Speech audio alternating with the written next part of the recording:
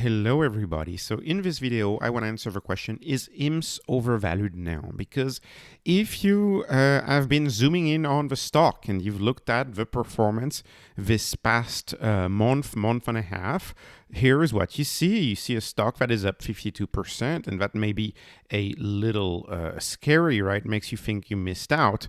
Actually, when you zoom out a little more, what you notice is that actually the stock itself, compared to not too long ago, right? May 2023 is actually down 27% at today's level to May 2023. So it's important to zoom out.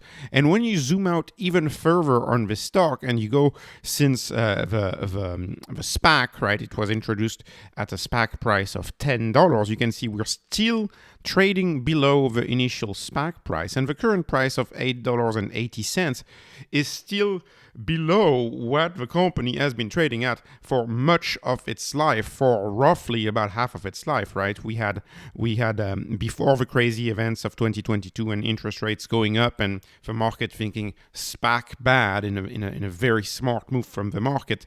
Before that, the stock was consistently trading above that $8 level, and we spent almost 6 months. We spent almost 6 months in 2023 trading at above $8. So it's important to zoom out and to realize that the current price of $8 is, roughly in the middle plus, maybe middle plus 10%. But really, it's not overvalued in my view. What is HIMS as a reminder? And you may be used to how I define HIMS.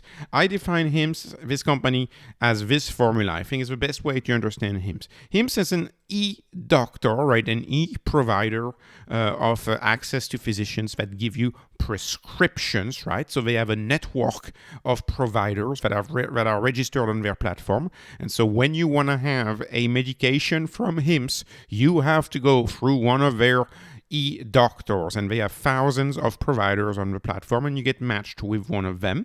Then, if those eDoctors prescribe you something, if they think that you need it based on your discussion with them, then you go through the HIMS e-pharmacy. How does their e-pharmacy work? Is we have 2 automated pharmacy warehouses, one in Columbus, one in Phoenix. And the thesis, right, this other part of the thesis of HIMS is, do we need 45,000 physical pharmacy in the era of same-day shipping?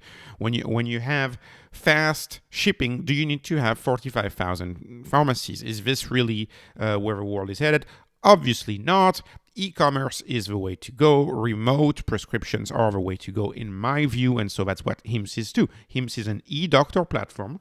It's an e-pharmacy, and it's these 2 things without what? Without insurance, without having to go through insurance. And I believe this is what makes HIMS so compelling to a lot of patients, because they don't have to go through their insurance, go through the process of finding a doctor, waiting months until they see a doctor, right? Finally getting their prescription. Maybe they need to be referred to a specialist before they even get a prescription from the doctor. So it's a complicated process that you avoid when you get rid of insurance and when you just go straight to the doctor and pay out of pocket. And I think the fact that HIMS doesn't use insurance, doesn't accept insurance, HIMS does not accept insurance, because of that, that's the reason why they've been able to move much faster than a company like Teladoc.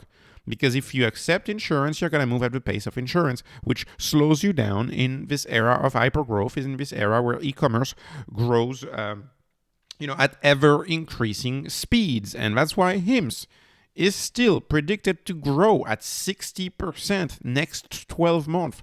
So the revenue growth for HIMS is predicted to be 60% over the next 12 months. Now, this is outstanding if you ask me. Now, this is my spreadsheet.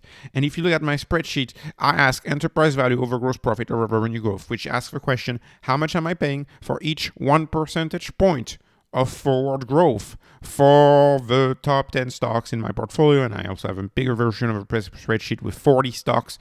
How much am I paying? HIMS is the cheapest. I'm still paying the cheapest for HIMS. It's still cheapest than StoneCo, which is another company that I keep pounding the table on, and I'm very, very happy with StoneCo. HIMS is still cheaper, about 50% cheaper than at StoneCo. If you look at the enterprise value over gross profit, you're at a 3. right? There's no stock that cheap. It's a very, very cheap stock in my view. It's kind of unheard of, despite the 50% run that we've just had. As a reminder, they have given us long-term guidance until 2025, end of 2025, of 1.2 billion in revenue. That long-term guidance, they will blow past it very easily. I estimate that they could reach that as early as mid to late 2024 is at the rate of growth is what I think they could reach it by. That's how fast this company is growing.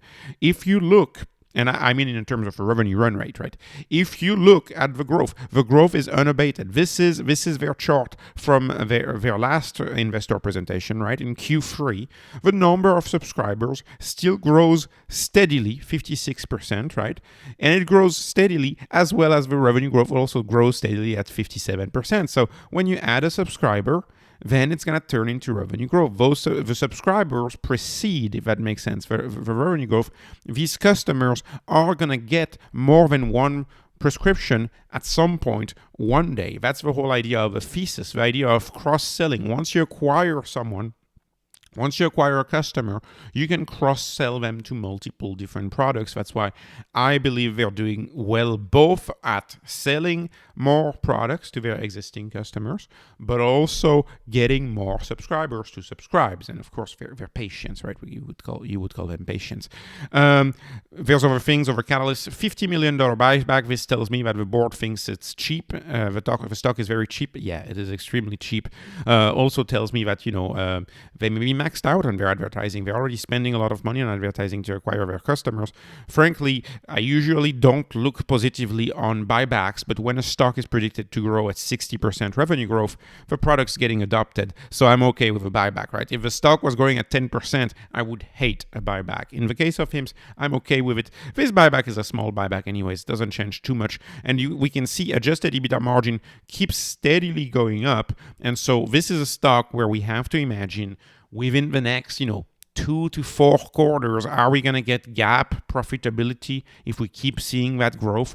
So realistically, there will be a point in 2024 where we have GAAP profitability in that stock, which will re-rate the stock, in my view, in the eyes of so many different analysts who are going to be very excited to see GAAP profitability, who are now going to be able to think they can buy the stock, even though it really doesn't matter because this company is cash flow positive. Adjusted EBITDA is a great proxy for cash flow, and if the company is cash flow positive, so no risk of bankruptcy in my view. Again, no investment advice, but in my view.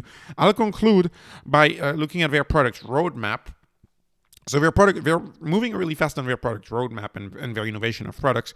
That was about a month ago now. So a month ago, they introduced their own weight loss solution.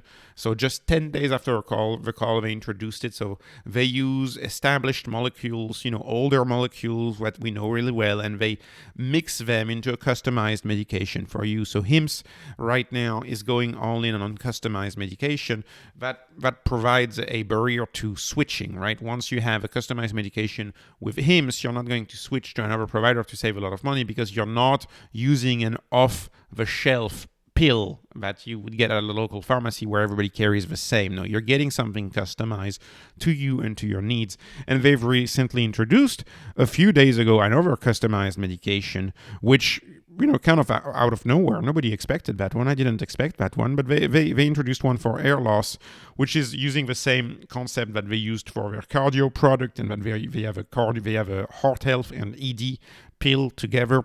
They have, of course, the weight loss product, which is different compounds for your weight loss put together, and they lastly have a pill now for hair loss, which is both finasteride and minoxidil taken together. And so this is in addition to their other offering, like the air spray. The point I'm trying to make here, I don't want to dig deep into specific products, but this is a company that is moving fast, introducing products fast, and in doing so, gaining customers and growing even faster, because when you have to take one pill as opposed to 4 pills, you increase patient adherence, you increase the effectiveness of the drug. Also, we're all different, we all have different needs. I think it's important to note that, yeah, drugs need to be adapted to our specific needs, and the HIMSS platforms allows their provider to do that and their provider to customize drugs for us. So, and the roadmap is tremendous. You can see with weight loss, they've started their roadmap of conditions that affect more than 100 million people, and it will be very interesting in Q4 to see the take rate of their weight loss product, which I'm guessing will be excellent, because weight loss impacts in the US 100 million people. 100 million people may be interested in weight loss, right? That's much more than the products that started the company, like ED, for example. It's much, much more. So anyways, looking forward to the growth of this company. Love the company very much. It's a big position for me. This was not investment advice. This is just entertainment. I hope you were entertained. Please like, please subscribe, please follow me on X, and have a wonderful day.